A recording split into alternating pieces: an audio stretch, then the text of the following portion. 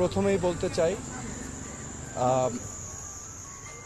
বাংলাদেশের মুক্তিযুদ্ধ নেতৃত্বদানকারী বাংলাদেশের প্রথম প্রধানমন্ত্রী তাজউদ্দিন আহমেদ এবং সৈয়দ জোহরা তাজউদ্দিনের সন্তান এবং আমি নিজেই একজন রাজনীতিবিদ হিসেবে আমি 2 টার্ম বাংলাদেশ সংসদের সদস্য ছিলাম, স্বরাষ্ট্র প্রতিমন্ত্রীর দায়িত্ব পালন করেছি এবং এখন আমি একজন সাধারণ নাগরিক।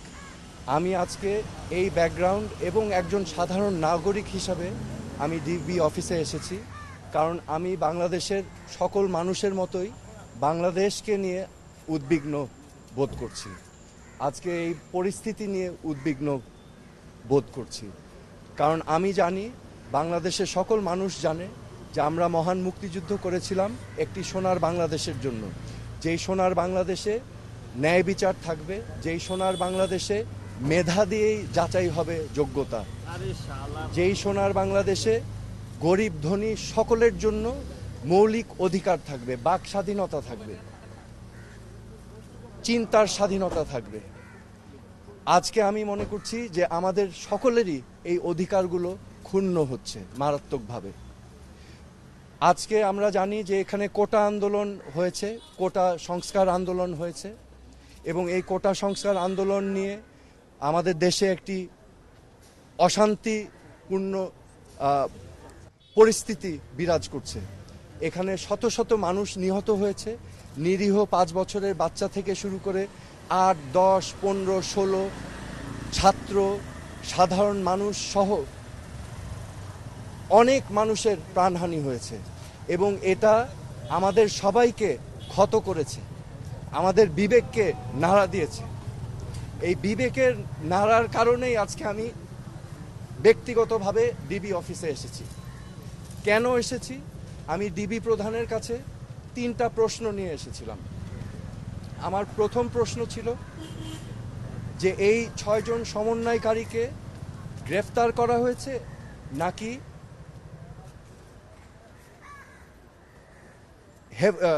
সেফ কাস্টাডিতে নেওয়া হয়েছে। দ্বিতীয় প্রশ্ন, যদি অ্যারেস্ট হয়ে থাকে তাহলে আমার কোনো প্রশ্ন নাই, আমার কোনো দাবি নাই, কিন্তু যদি সেফ কাস্টাডি হয়ে থাকে তাহলে আমি তাদের সাথে দেখা করতে চাই। খামেরা তো দাগ হয় কিভাবে? এই যে ভাবি, দাগও যাবে রাগও যাবে, নিন চাকা সুপার হোয়াইট।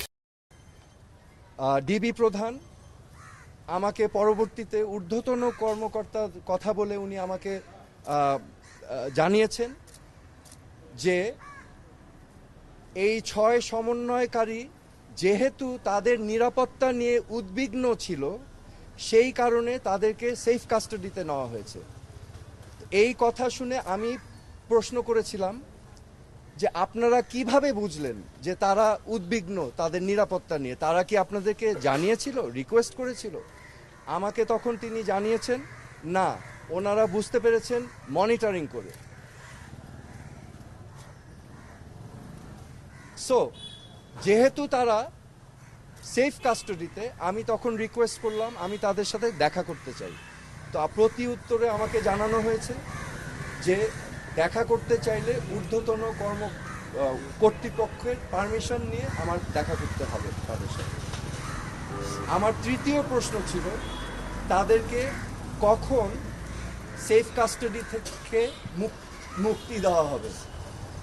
এই প্রশ্নের জবাবে তিনি বলেছেন যে ঊর্ধ্বতন কর্তৃপক্ষ যখন ওনাকে নির্দেশনা দিবেন তখনই ওনাদেরকে ছেড়ে দেওয়া হবে। সো আমার প্রশ্ন এখন, সেফ কাস্টাডি আমার জানা মতে একজন নাগরিক যদি রিকোয়েস্ট করে তাহলে সেফ কাস্টাডিতে নেওয়া যেতে পারে, কিন্তু রিকোয়েস্টের বাইরে যদি কাউকে সেফ কাস্টাডিতে নেওয়া হয় এটা কি আসলে সেফ কাস্টাডি না এটা অ্যারেস্ট? তো এটা হচ্ছে আমার প্রশ্ন।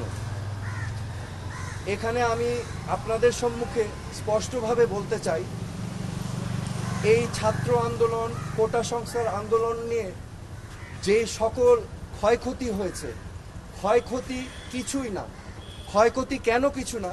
এই ক্ষয়ক্ষতি যেই সম্পদের ধ্বংস হয়েছে সেগুলো তো জনগণের ট্যাক্স দিয়েই করা হয়েছে, এগুলো জনগণের সম্পদ, এগুলো হয়তো ভবিষ্যতে আমরাই আবার গড়ে নিব, কিন্তু একটি প্রাণ যেটা আমরা হারিয়েছি, একটি প্রাণও কি আমরা ফেরত পাবো? এই প্রাণ কি ফিরে আসবে?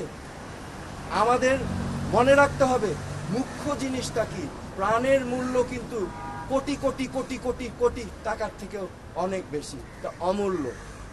তো আমার আজকে আপনাদের সামনে আমি স্পষ্টভাবে বলতে চাই আইন শৃঙ্খলা রক্ষাকারী বাহিনীদের, আমাদের সেনাবাহিনীদের, যে আমাদের ছাত্রছাত্রী ভাই বোনদের বুকে যেন আরেকটা গুলি না যায়। আপনারা বিরত থাকুন, এটা ঠিক না, দিস ইজ নট রাইট। আমার মনে হয় যে এখানে একটা সমূহ সমাধান প্রয়োজন, এবং সমাধানের প্রথম কাজ যেটা করতে হবে, প্রতিটি হত্যাকাণ্ড সুনির্দিষ্টভাবে ইন্ডিপেন্ডেন্ট এনকোয়ারি করে বিচার করতে হবে, এবং এগুলোর জন্য যারা যারা দায়ী তাদেরকে আইনের আওতায় আনতে হবে। বিচার বহির্ভূত কোনো হত্যাকাণ্ড করা যাবে না, এবং আমাদের এই সমাধান রাজনৈতিকভাবে করতে হবে। এই সমাধান সবাইকে নিয়ে আলোচনার মাধ্যমে করতে হবে। এই সমাধান করার জন্য প্রথম শর্ত আমি যেটা বললাম, যে বিচার করতে হবে। এই প্রাণহানির প্রত্যেকটা প্রাণহানির বিচার করতে হবে, এবং যারা এটার জন্য দায়ী তাদেরকে আইনের আওতায় আনতে হবে। তারপরে আলোচনার মাধ্যমে সমাধান করতে হবে। আমি তীব্র নিন্দা জানাই এবং প্রতিবাদ জানাই। শিক্ষার্থী ভাই বোনদেরকে গ্রেফতার করা থেকে বিরত থাকার জন্য আমি আহ্বান করছি। শিক্ষার্থীদের জন্য আমার মেসেজ আছে, আমাদের ভবিষ্যৎ স্বপ্ন যেন বিনষ্ট না হয়। আমাদের বাংলাদেশ আমরা লক্ষ লক্ষ শহীদের রক্তের বিনিময়ে আমরা অর্জন করেছি। এই দেশটা তোমাদের, এই দেশটাকে তোমাদেরই করতে হবে। It is your responsibility, do not lose hope. Okay, এবং সামনের দিক ভালো দিন আসবে, কিন্তু এখন কষ্ট করতে হবে, হোপ আশা ছাড়া যাবে না। এই দেশটা তোমাদের সম্পদ, তোমাদেরই করতে হবে। তোমরা ন্যায় পথে থাকবে, সত্যর পথে থাকবে, অন্যায়ের বিরুদ্ধে প্রতিবাদ করবে। That is my message. আমার কোনো পদক্ষেপ কর্মসূচি নাই, আমি আমার বিবেকের তাড়নায় এসেছি।